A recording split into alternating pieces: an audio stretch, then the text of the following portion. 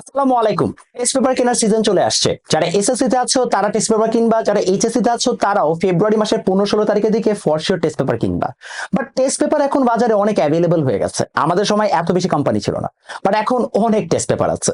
Like literally হচ্ছে যে আপনার নাম করা কোম্পানি থেকে শুরু করে এখন অন্যান্য এডটেক প্ল্যাটফর্ম তারাও নিজেদের টেস্ট পেপার বের করছে।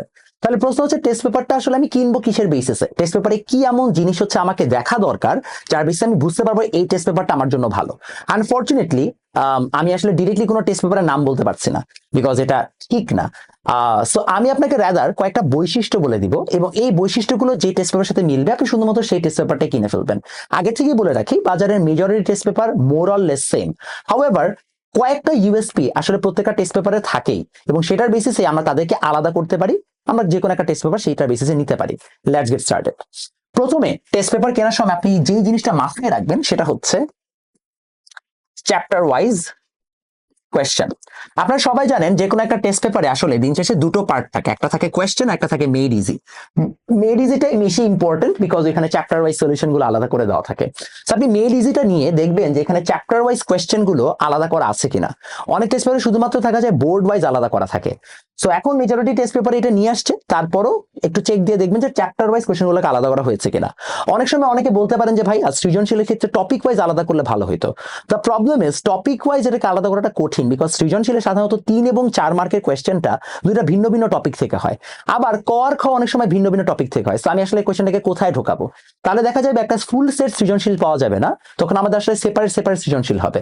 সো যদি আপনার মনে হয় ওই লেভেলের দরকার, মানে মডিফিকেশন, তাহলে আপনি সেটাও নিতে পারেন। আর যদি আপনার মনে হয় যে না ভাই আমি মোটামুটি তো পড়ে ফেলেছি, আমার চ্যাপ্টার ওয়াইজ থাকলেই হইলো, তাহলে সেটা হলেও হবে। জেনারেলি এই স্টেজে এসে মানুষের চ্যাপ্টার ওয়াইজ কোয়েশ্চেন করলেই হয়ে যায়। ওকে, চ্যাপ্টার ওয়াইজ কোয়েশ্চেন আপনাকে ফার্স্টে দেখতে হবে। সেকেন্ডলি, আপনাকে দেখতে হবে বোর্ড ওয়াইজ কোয়েশ্চেন আছে কিনা। এখন প্রশ্ন হচ্ছে ভাইয়া চ্যাপ্টার ওয়াইজ কোয়েশ্চেন থাকলে বোর্ড ওয়াইজ কোয়েশ্চেন আমার আলাদা করে কেন দরকার হবে? বোর্ড ওয়াইজ কোয়েশ্চেন এই কারণে দরকার, আপনি যখন প্রথমে একটা টেস্ট পেপার কিনেন, মনে করেন 3 মাস আগে, তখন আসলে আপনি দিন শেষে চ্যাপ্টার ওয়াইজ কোয়েশ্চেন গুলো আপনার দরকার হয়। বাট যখন আপনার লাস্ট মোমেন্ট চলে আসছে, মনে করেন 20 দিন বাকি আছে, 20 দিন বাকি থাকলে তখন কিন্তু আপনি চাইলেও আর চ্যাপ্টার ওয়াইজ সলিউশন করতে পারবেন না। মানে করতে পারবেন, নট অপটিমাল। কারণ এখন আপনার উচিত ছিল পুরাটাকে একসাথে হচ্ছে যে মাথায় দিয়ে রিভাইজ করা। তখন আপনার উচিত, মনে করেন আপনি রাজশাহী বোর্ডের, তাহলে রাজশাহী বোর্ডের 25 সালের প্রশ্ন কি কি আসছে, 24 সালের প্রশ্ন কি কি আসছে, এগুলাকে অ্যানালিসিস করা। কারণ আপনার বোর্ডের মানে একটা ধাঁচ আছে, একই টাইপের, মানে একই টিচারে কিন্তু পরের বছর কোয়েশ্চেন করবে, মানে মাস্টার ট্রেনাররা তো খুব একটা চেঞ্জ হয় না।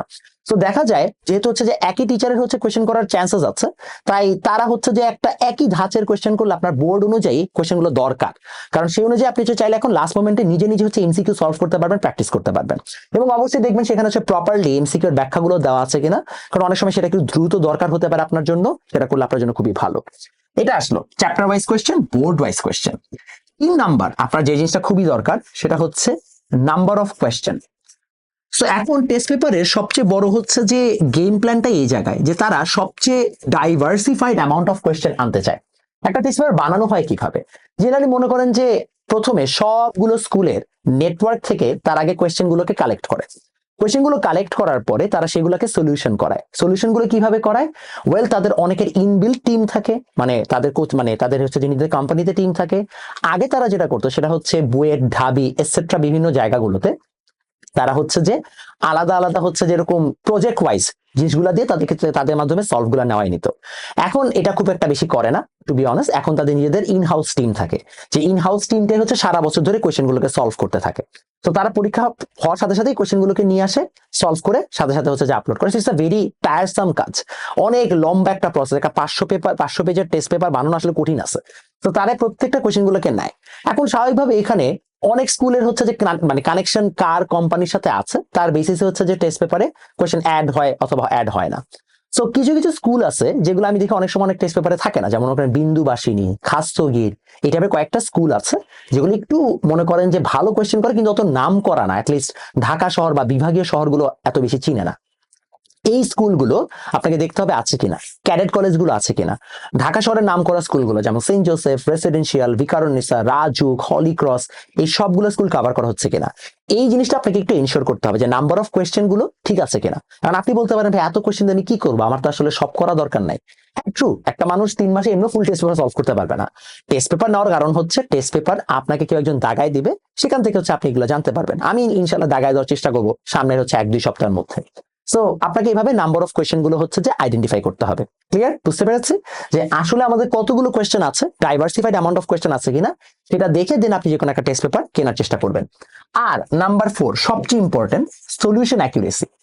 সমস্যা হচ্ছে যেটা আমি আগেও বলেছি যে আসলে টেস্ট পেপারে যেহেতু আমরা হিউম্যানরাই সলিউশন করি, তো সবসময় তো আমরা এক্সাক্ট হচ্ছে যে ওই জায়গা থেকে সলিউশনটা পাই না। অনেক সময় টিচাররা সলিউশন প্রোভাইড করে যে কোয়েশ্চেন করেছে, আর মেজরিটি কেসেসে টেস্ট পেপার কোম্পানিগুলোকে নিজেই হচ্ছে যে কোয়েশ্চেনগুলো সলভ করতে হয়। তো স্বাভাবিকভাবে এক একজনের সলিউশন এক এক রকম হবে, বাট এটাই হচ্ছে সবচেয়ে ক্রুশাল পার্ট, যেখানে কিনা হিউম্যান এরর হওয়ার চান্সও সবচেয়ে বেশি, এবং সেটার সঙ্গে সবচেয়ে important part of the entire thing, যে সলিউশন কার অ্যাকুরেট হবে। এখন এটা একটা স্টুডেন্টের পক্ষে বোঝা খুবই কঠিন। আমরা এজ আ টিচার যারা কিনা অনেকদিন ধরে পড়াই, তারা একটা কোয়েশ্চেন দেখে নিজে থেকে বুঝতে পারে যাচ্ছে সলিউশন এরকম হবে। সো এটা কিভাবে বোঝা যায়? এখন এটা বোঝা তো খুব একটা সহজ উপায় নাই। আমি আপনাকে দুইটা ক্লু দিচ্ছি, কারণ এই দুইটা ক্লু আমি নিজে ঘেটে দেখেছি যে সব টেস্ট পেপারে অ্যাকুরেট অ্যান্সার নাই। প্রথম যে ক্লুটা সেটা হচ্ছে সিলেট বোর্ডের ফিজিক্সের চ্যাপ্টার 10 এর দুটা কোয়েশ্চেন, 20 সালের আর 25 সালের, এই দুটো কোয়েশ্চেন আপনারা একটু দেখবেন। এই দুটা কোয়েশ্চেন সব গাইড বইয়ে সেম দেওয়া নাই, কারণ আমি 25 সালের কোয়েশ্চেনটা কয়েকদিন আগে আমার কোচিং এ হচ্ছে যে হোমওয়ার্ক দিয়েছিলাম বাচ্চাদেরকে, তো গাইড দেখে করে নিয়ে আসছে। আমি দেখছি কারো কারোটা হয়েছে, কারো কারোটা হয় নাই। আমি তখনই বুঝছি যে আসলে সব গাইডে তাহলে এটা অ্যান্সারটা ঠিক নাই। সো যে সকল গাইডে অ্যান্সারটা ঠিক আছে সেটা আপনারা করবেন। যদি কারো বুঝতে সমস্যা হয় যে ভাই অ্যাকুরেট অ্যান্সার কোনটা, আমি আপনাকে লাগলে আমার কাছে ইনবক্স করেন, আমাদের পেজ ইনবক্স করলে আমি দিয়ে দিবনি, আমার অ্যাসিস্ট্যান্টকে দিয়ে রাখবো, আপনাকে প্রোভাইড করে দিবে। আপনার জন্য একটু ইজিয়ার হবে টু আইডেন্টিফাই যাচ্ছে ঠিক আছে অ্যাকুরেসি কোনটার বেশি। এগেন এটা জাস্ট একটা মেট্রিক। এখন সব মানে জাস্ট এই দুইটা কারেক্ট হলে যে সবগুলা কারেক্ট হবে বিষয়টা এমন না, বাট স্টিল এই দুটা কারেক্ট হইলে, যেহেতু এই দুইটাতেই হচ্ছে যে কঠিন জিনিসপত্র আছে, এই দুটা কারেক্ট হইলে উই ক্যান অ্যাটলিস্ট অ্যাজিউম যে হয়তো বা যেহেতু সেম টিম করছে, বাকিগুলো হচ্ছে যে কারেক্ট হওয়ার চান্সেস বেশি। ইটস লাইক মনে করেন আপনি বার্সেলোনা বা রিয়াল মাদ্রিদ সাপোর্ট করলে, মানে এগুলো চ্যাম্পিয়ন হওয়ার চান্সেস বেশি, বিকজ ওভার দ্য ইয়ার্স তারাই হচ্ছে যে চ্যাম্পিয়ন হয়েছে। It's like more of a mathematical প্রবাবিলিটিতে বিশ্বাস করা। আমি জাস্ট সেটাই বলছি। ইনফ্যাক্ট আমার পক্ষে এটা বের করা খুব ইম্পসিবল, আনসারলি আমি সারাদিন বসে এটাকে অ্যানালিসিস করি যে আসলে কোনটার অ্যাকুরেসি কিরকম। বাট আপনারা চাইলে দুটা দেখে হচ্ছে আইডেন্টিফাই করতে পারেন। এইগুলো হচ্ছে যে আপনাদের ওভারঅল আইডিয়া। টেস্ট পেপারের আসলে page quality, number of pages, এগুলো সব টেস্ট পেপারে অলমোস্ট সেম, সবগুলো সাইজ অলমোস্ট সেম। সো খুব একটা ডিফারেন্স এই জায়গায় নাই।